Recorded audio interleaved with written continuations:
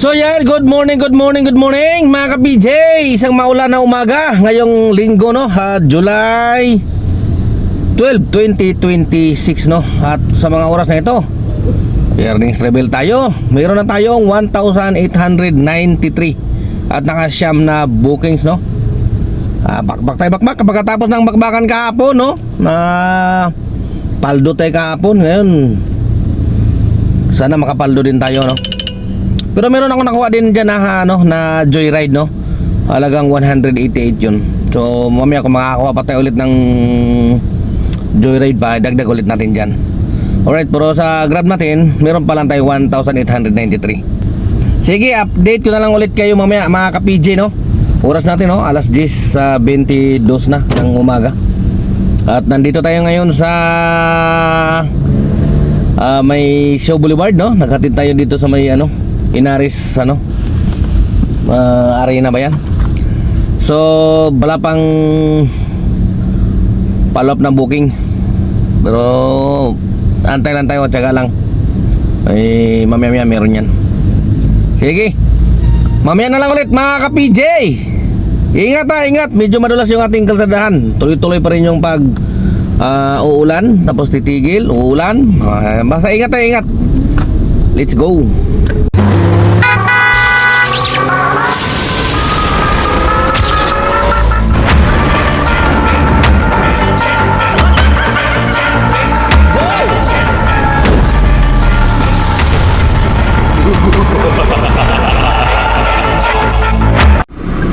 So yan, update tayo mga ka-PJ, no?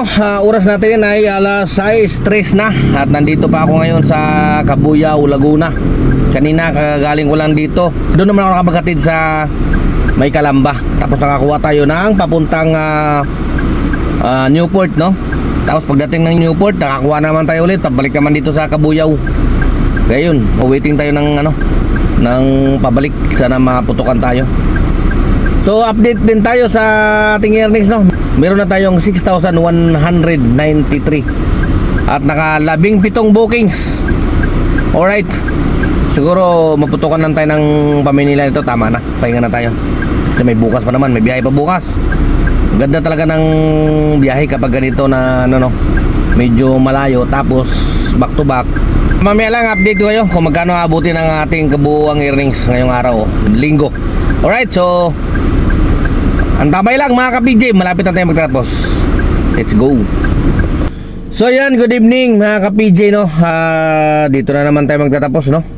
Ginabi na tayo ng gusto, gawa ng nagsagad tayo dahil bukas plano ko magpatanghali ng konti dahil ang dami talagang pasahero. Tambak ang pasahero kanina, no? So hindi na natin patatagalin pa. Earnings reveal na tayo. Earnings natin sa Grab, meron tayong 8,127 at naka 25 na bookings, no? Kasama natin yung strike tsaka yung turbo.